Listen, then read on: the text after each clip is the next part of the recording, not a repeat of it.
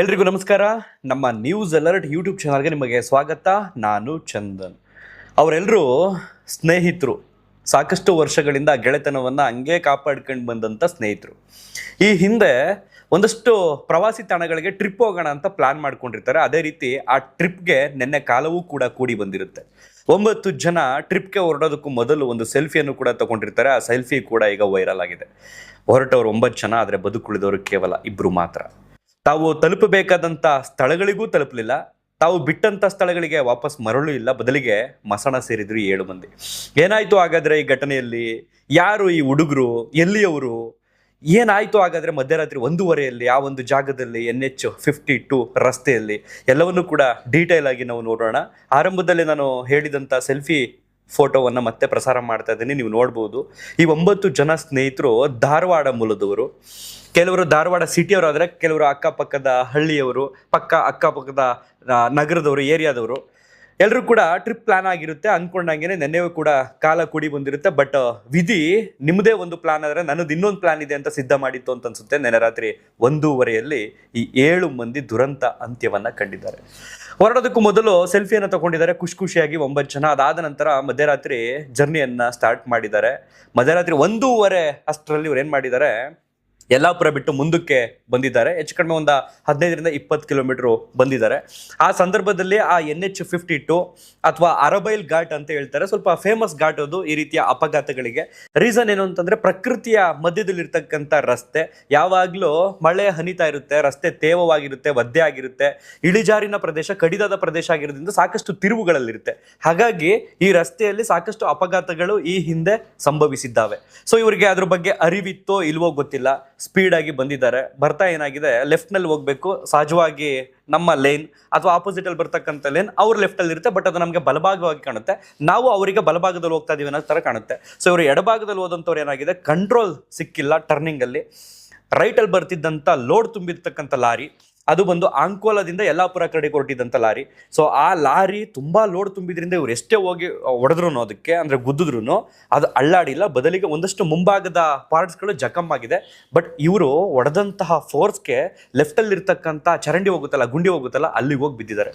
ಅಂದ್ರೆ ಫೋರ್ಸ್ ಎಷ್ಟಿತ್ತು ಅನ್ನೋಂಥದ್ದನ್ನ ನೀವು ಅಲ್ಲಿ ಅರ್ಥ ಮಾಡ್ಕೋಬೇಕಾಗುತ್ತೆ. ಸೊ ಸ್ಥಳದಲ್ಲೇ 6 ಮಂದಿ ದುರಂತ ಅಂತ್ಯವನ್ನ ಕಾಣ್ತಾರೆ. 3 ಜನ ಬದುಕುಳಿದಿರ್ತಾರೆ. ಅದರಲ್ಲಿ ಒಬ್ಬನ ಪರಿಸ್ಥಿತಿ ಚಿಂತಾಜನಕ ಆಗಿರುತ್ತೆ. ತಕ್ಷಣ ಹುಬ್ಬಳ್ಳಿಯ ಕಿಮ್ಸ್ ಆಸ್ಪತ್ರೆಗೆ ಅಡ್ಮಿಟ್ ಮಾಡ್ತಾರೆ. ಅದರಲ್ಲಿ ಓರ್ವ ವ್ಯಕ್ತಿಯು ಕೂಡ ಮೃತಪಡ್ತಾನೆ.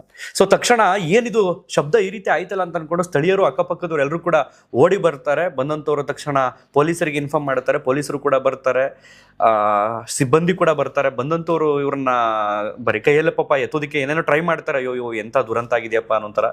ಲಾರಿ ಡ್ರೈವರ್ ತಪ್ಪಿಲ್ಲ ಅನ್ನುವಂಥದ್ದು ಕಾಣ್ತಾ ಇದೆ. ಯಾಕಂತಂದ್ರೆ ಪೊಲೀಸರ ಪತ್ರಿಕಾ ಪ್ರಕಟಣೆಯು ಕೂಡ ರಿಲೀಸ್ ಆಗಿದೆ. ಅದರಲ್ಲಿ ಏನು ಮೆನ್ಷನ್ ಮಾಡಿದ್ದಾರೆ ಅನ್ನೋಂಥದ್ದು ನಾನು ನಿಮಗೆ ಹೇಳ್ತಾ ಹೋಗ್ತೀನಿ, ಗಮನಿಸ್ಬೋದು ನೀವು. ಅಂದ್ರೆ ಯಾವ ಕ್ರೂಸರ್ ತಗೊಂಡು ಹೋಗಿದ್ರಿ ಇವರು, ಆ ವೆಹಿಕಲ್ ಜೊತೆಗೆ ಆಪೋಸಿಟ್ ಬರ್ತಿದ್ದಂಥ ಲಾರಿ ನಂಬರು ಕೂಡ ಅಲ್ಲಿ ಕಾಣ್ತಾ ಇದೆ. ಸೊ ಈ 9 ಜನರು ಧಾರವಾಡದಿಂದ ಪ್ರವಾಸಕ್ಕೆಂದು ಧರ್ಮಸ್ಥಳ, ಚಿಕ್ಕಮಗಳೂರು ಕಡೆಗೆ ತೆರಳುವ ಮಾರ್ಗ ಮಧ್ಯ ಯಲ್ಲಾಪುರ ಠಾಣಾ ವ್ಯಾಪ್ತಿಯ ಆರತಿ ಬೈಲ್ನ ಬಳಗಾರ ಕ್ರಾಸ್ ಹತ್ತಿರ, ಬಹುಶಃ ಅದು ಅರಬೈಲ್ ಅಂತ ಅನ್ಸುತ್ತೆ, ಬಳಗಾರ ಕ್ರಾಸ್ ಹತ್ತಿರ NH-52 ರಸ್ತೆಯ ಮೇಲೆ ಈ ದಿವಸ ಅಂದ್ರೆ 9ನೇ ತಾರೀಕು 7ನೇ ತಿಂಗಳು 2026ನೇ ಇಸ್ವಿ, ಅಂದ್ರೆ ಇವತ್ತು, ಬಟ್ ನಿನ್ನೆ ರಾತ್ರಿ ಅಂದ್ರೆ ಮಧ್ಯರಾತ್ರಿ ಅಂತ ಅನ್ಕೊಳ್ಳೋಣ ಅದನ್ನ, ಬೆಳಗಿನ ಜಾವ ಸುಮಾರು 1:30 ಗಂಟೆಗೆ ಸುಮಾರಿಗೆ ಕ್ರೂಸರ್ ಚಾಲಕನಾದ ಸಂಜೀವ, ಅವ್ರ ತಂದೆ ಹೆಸರು ಮೈಲಾರ ಅಂಗಡಿ, ವಯಸ್ಸು ಬಂದು 33 ವರ್ಷ, ಕುರುಬಗಟ್ಟಿ, ಧಾರವಾಡ. ಈತನು ಅತಿವೇಗ ಹಾಗೂ ನಿಷ್ಕಾಳಜಿತನದಿಂದ ಕ್ರೂಸರ್ ವಾಹನವನ್ನ ರಸ್ತೆಯ ತೀರಾ ಬಲಬದಿಗೆ ಚಲಾಯಿಸಿ ಅಂಕೋಲ ಕಡೆಯಿಂದ ಯಲ್ಲಾಪುರ ಕಡೆಗೆ ಬರ್ತಿದ್ದ ಲಾರಿ ನಂಬರ್ ಇಂಥ ನಂಬರ್ದು ಅಂತೇಳಿ ಮುಂದಿನದಕ್ಕೆ ಡಿಕ್ಕಿ ಹೊಡೆದು ಅಪಘಾತ ಸಂಭವಿಸಿದ್ದು. ಅಪಘಾತದಲ್ಲಿ ಕ್ರೂಸರ್ ವಾಹನ ಚಾಲಕ ಸಹಿತ ಕ್ರೂಸರ್ ವಾಹನದಲ್ಲಿದ್ದ ಒಟ್ಟು 6 ಮಂದಿ ಮೃತರಾಗಿದ್ದಾರೆ.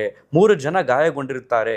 ಸೊ ಗಾಯಗೊಂಡವರಲ್ಲಿ ಓರ್ವ ವ್ಯಕ್ತಿ ಕೂಡ ಆಸ್ಪತ್ರೆಯಲ್ಲಿ ಮೃತಪಡ್ತಾನೆ. ಇನ್ನಿಬ್ರು ಕೂಡ ಬದುಕುಳಿದ್ದಾರೆ. ಇಬ್ಬರಲ್ಲಿ ಒಬ್ಬ ಹುಡುಗ ಸ್ವಿಗ್ಗಿ ಕೆಲಸ ಮಾಡ್ತಿದ್ದಂತೆ. ಆತ ಕೊಟ್ಟಿರ್ತಕ್ಕಂಥ ಸ್ಟೇಟ್ಮೆಂಟು ಈ ರೀತಿ ಆಯಿತು ಇನ್ಸಿಡೆಂಟು, ಈ ರೀತಿ ನಾವು ಬಂದಿದ್ದು ಧಾರವಾಡದಿಂದ ಈ ಪ್ಲೇಸ್ಗಳಿಗೆ ಹೋಗ್ಬೇಕು ಅಂತ ಪ್ಲಾನ್ ಮಾಡ್ಕೊಂಡಿದ್ದೋ, ಬಟ್ ಈ ರೀತಿ ದುರಂತ ಅಂತ್ಯ ಆಯಿತು ಅಂತ. ಇನ್ನು ಮೃತಪಟ್ಟವರ ಹೆಸರು ಮತ್ತೆ ಫೋಟೋಗಳನ್ನ ನೀವು ಗಮನಿಸಬಹುದು, ಪ್ರಸಾರ ಆಗ್ತಾ ಇದೆ. ಸಂಜೀವ ಡ್ರೈವಿಂಗ್ ಮಾಡ್ತಿದ್ದಂಥ ಹುಡುಗ, 33 ವರ್ಷ. ಅಕ್ಷಯ ಅಂತ 26 ವರ್ಷ, ಸಾಧನಕೇರಿಯವನು. ಅಭಿಷೇಕ್ ಅಂತ 28 ವರ್ಷ, ಅಲ್ಲೇ ಜಯನಗರದವನು. ಅಭಿಷೇಕ್ ಅಂತ 27 ವರ್ಷ ಮತ್ತೊಬ್ಬ ಹುಡುಗ. ಬಸಪ್ಪ ದೇವಪ್ಪ ಅಂತ 38 ವರ್ಷ, ಮಂಜುನಾಥ್ ಅಶೋಕ ಅಂತ 33 ವರ್ಷ, ಅದರಲ್ಲಿ ಸಚಿನ್ ಅನ್ನುವಂಥ ಹುಡುಗ ಆಸ್ಪತ್ರೆಗೆ ಅಡ್ಮಿಟ್ ಮಾಡಿರ್ತಾರೆ, 26 ವರ್ಷದ ಮೆಹಬೂಬ್ ನಗರದ ಹುಡುಗ. ಆ ಹುಡುಗ ಬದುಕುಳಿಯೋದಿಲ್ಲ. ಜೊತೆಗೆ ಬದುಕುಳಿದಂತ ಇಬ್ರು ಅಂದ್ರೆ ಗಾಯಾಳುಗಳಾಗಿ ಶಿವರಾಜ್ ಹಾಗೇನೆ ಚನ್ನಬಸವ ಅನ್ನುವಂಥವ್ರು ಬದುಕುಳಿದಿದ್ದಾರೆ ಈ ಒಂದು ಇನ್ಸಿಡೆಂಟ್ ನಿಂದ. ಈ ಹಿಂದೆ ಸಾಕಷ್ಟು ಕೂಗು ಧ್ವನಿ ಕೇಳಿ ಬಂದಿತ್ತು ಉತ್ತರ ಕನ್ನಡದ ಆ ಭಾಗದಲ್ಲಿ. ಅಂಕೋಲಾ ಆಗಬಹುದು ಅಥವಾ ಯಲ್ಲಾಪುರ ಆಗಬಹುದು, ಅಲ್ಲಿನ ಈ ಶಿರಸಿ ಆಗ್ಬೋದು. ಈ ಕಡೆ ಏನಂತಂದ್ರೆ ಸಹಜವಾಗಿ ಅಲ್ಲೊಂದು ಮಲ್ಟಿ ಸ್ಪೆಷಾಲಿಟಿ ಹಾಸ್ಪಿಟಲ್ ಬೇಕು ಅನ್ನುವಂಥ ಒಂದು ಕೂಗು ಈ ಹಿಂದೆ ಎದ್ದು ಬಂದಿತ್ತು. ನಾನು ಕೂಡ ಅದಕ್ಕೆ ಸಂಬಂಧಪಟ್ಟ ಒಂದು 2-3 ಬಾರಿ ಮಾತಾಡಿದ್ದೆ. ಪ್ರೆಸೆಂಟ್ ಇರ್ತಕ್ಕಂಥ ಮಿನಿಸ್ಟರ್ ಆದ್ರೂ ಗಮನ ಹರಿಸ್ತಾರೆ ಅಂತ ನಾವು ಭಾವಿಸ್ಬೋದು. ಈ ಹಿಂದೆ ಇದ್ದಂಥವ್ರು ಅದ್ರ ಬಗ್ಗೆ ಕ್ಯಾರೆ ಅಂತಂದಿಲ್ಲ. ಕಾರಣ ಏನು ಅಂತಂದ್ರೆ ಅಲ್ಲಿನ ಜನರಿಗೆ ಏನಾದ್ರೂ ಯಾವುದಾದ್ರೂ ಒಂದು ಅಹಿತಕರ ಘಟನೆ ಆಯಿತು ಅಥವಾ ಒಂದು ಭೀಕರವಾದಂಥ ಇನ್ಸಿಡೆಂಟ್ ಆಯಿತು ಅಂತಂದ್ರೆ ಅವ್ರನ್ನ ಹುಬ್ಳಿ ಕರ್ಕೊಂಡು ಹೋಗ್ಬೇಕು ಕಿಮ್ಸ್ಗೆ, ಇಲ್ಲ ಅಂತಂದ್ರೆ ಕಾರವಾರಕ್ಕೋ ಮಂಗಳೂರಿಗೆ ಕರ್ಕೊಂಡು ಬರಬೇಕು. ಮಿನಿಮಮ್ ಅಂತಂದ್ರೂ 2 ಅವರ್ ಜರ್ನಿ. ಅದರಲ್ಲಿ ಎಷ್ಟೋ ಪ್ರಾಣಗಳು ಹೊರಟೋಗ್ಬಿಡ್ತವೆ. ಬಹುಶಃ ಇದರಲ್ಲೊಬ್ಬ ಹುಡುಗ ಆಸ್ಪತ್ರೆಗೆ ಹೋಗಿ ಮೃತಪಟ್ಟಂತ ಏನಾದ್ರು ಸ್ಥಳೀಯ ಆಸ್ಪತ್ರೆ ಏನಾದ್ರು ಇದ್ದಿತ್ತು ಅಂತಂದ್ರೆ, ಒಂದು ಮಲ್ಟಿ ಸ್ಪೆಷಾಲಿಟಿ ಆಸ್ಪತ್ರೆ ಇತ್ತು ಅಂತಂದ್ರೆ ಸರ್ಕಾರಿಗೆ ಸಂಬಂಧಪಟ್ಟಂಗೆ ಬದುಕುಳಿತಿದ್ದು ಏನೋ ಗೊತ್ತಿಲ್ಲ. ಒಟ್ಟಾರೆಯಾಗಿ ನಮ್ಮ ಯುವ ಸಮುದಾಯಕ್ಕೆ ನನ್ನ ಕಡೆಯಿಂದ ಒಂದು ಸಣ್ಣ ಸಲಹೆ ಏನು ಅಂತಂದ್ರೆ, ಟ್ರಿಪ್ಗೆ ಹೊರಡಿ ಬೇಡ ಅಂತಂದಲ್ಲ, ಸ್ನೇಹಿತರ ಜೊತೆಗೆ ಹೊರಡಿ ಬೇಡ ಅಂತಂದಲ್ಲ, ಬಟ್ ನೀವು ಹೊರಡುವ ಮುನ್ನ ಏನಾದರೂ ಮದ್ಯಪಾನ ಮಾಡಿರ್ತೀರಾ ಅಥವಾ ನಿದ್ರೆಗೆಟ್ಟಿರ್ತೀರಾ, ಅದನ್ನ ದಯವಿಟ್ಟು ಕಂಟ್ರೋಲ್ ಮಾಡಿ. ನಿದ್ರೆಗೆಟ್ಕೊಂಡು ವೆಹಿಕಲ್ ಓಡಿಸೋದಂಥದ್ದು ಏನರೋ ಐತೆ. ವಯಸ್ಸು ಹೇಳಿದ್ನಲ್ಲ ನಾನೀಗ, 26 ವರ್ಷ, 23 ವರ್ಷ, 35 ವರ್ಷ, 36 ವರ್ಷ, 38 ವರ್ಷ ಮ್ಯಾಕ್ಸಿಮಮ್ ಅಂತ ಬಂದ್ರೆ ಒಂದು ಹಿರಿ ಜೀವ ಈ ಗ್ರೂಪಲ್ಲಿ ಅಂದ್ರೆ 38 ವರ್ಷದನು.